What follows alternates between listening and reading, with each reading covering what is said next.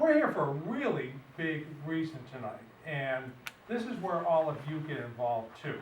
I want to thank, on behalf of the 9,681 licensed amateur radio operators in the state of South Carolina, and more importantly, the 586 operators who claim Horry County as their address of record, for the opportunity for me to come down here and do this tonight. There are 512 officially appointed public information officers on behalf of ARRL.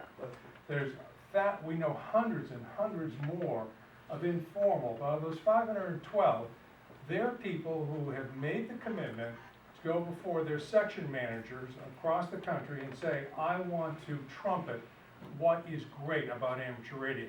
And amateur radio needs that right now.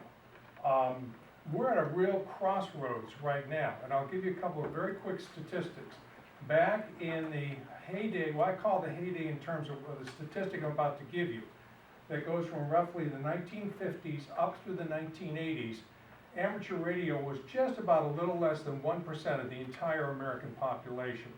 Today, even though our numbers are great, we're at 0.2% of the American population. There are 350 million Americans. There are 743,000 licensed ham radio operators. And ham radio operators and operations are changing. Many of the folks in here perhaps came up as I did through the traditional realm, meaning you wanted to learn code. A lot of us had to learn code in order to get licensed. We've had fun doing that. We've had fun being on sideband. And lately, we're having fun doing digital. But this past summer was an eye-opener for me when I met with the Amateur Radio Club of West Virginia University up in Morgantown, West Virginia. Met with three very nice young men, electrical engineers, and said to them, what is it that is getting you interested in amateur radio? I said, any of the traditional things we've done, CW, sideband, or voice on air, or digital? He said, no. He said, the number one reason we're getting people licensed under the age of 25 now is drone remote control. No. And I said, well, is any of this other aspect of ham radio of any interest in you? They said, no. We really don't want to get on the air that way. We don't want to go to club meetings. We don't want to join breakfasts, but we're proud to be amateur radio operators. So the point I'm trying to make here is this, that with only 0.2% of the American public being licensed, the rest of the American public doesn't understand that. And we need people, particularly public information officers, to serve as ambassadors to get the word out to the general public that we are a vibrant hobby, that we are a community service, particularly in public service and in times of disaster, and that we still offer the greatest laboratory for experimentation in the world. You get a license, and as long as you stay in those frequencies, you don't cause willful interference, you stay within the power levels, have at it and do what you want to do. And if we're trying to cultivate the next generation of RF engineers and wireless engineers, we need to let people know that we're out there. And it's people like Gordon who do that.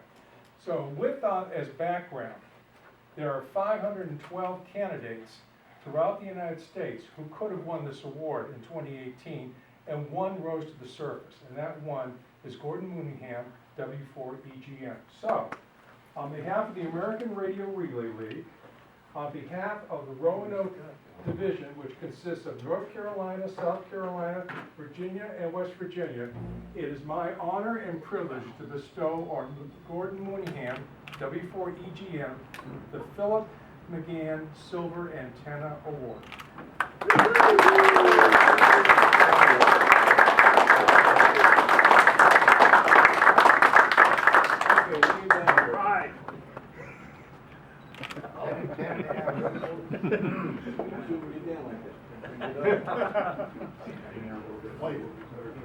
Right. Let me get a close up. Get a shot of that. When you get Gary's head. Okay. Great. Thank you so much. Thank you. Yeah. All right. Maybe we should Now. suggest another level. Oh, I forgot to say, people, when you get awards like this, people say, who the heck's Philip McGan? Oh, yeah. Philip McGan, now a silent key, WA2MBQ, was the first chairman of ARRL's Public Relations Committee. He is the one who in the 1980s said to ARRL, and he used the words of former ARRL CEO Dave Sumner, K1ZZ, amateur radio is a national resource and treasure. And it is. And he said the world needs to understand that. And it was Philip McGan who set the root. And I'm glad, Gordon, that you are a recipient. And as a past recipient myself of the Philip McGan, I welcome you to a very exclusive club. Bill, thank you so much for those kind words. Mark, thank you for coming tonight. It gets me right here, it really does. When Bill called me in July to tell me I'd won the award, I guess it was about 20 minutes later that it dawned on me that I was going to have to write a press release about my winning an award. And I was faced with a dilemma. How do I write it without sounding as egotistical as Howard Cosell? And I asked other PIOs on a couple of Facebook groups I belong to, and they said, just do it.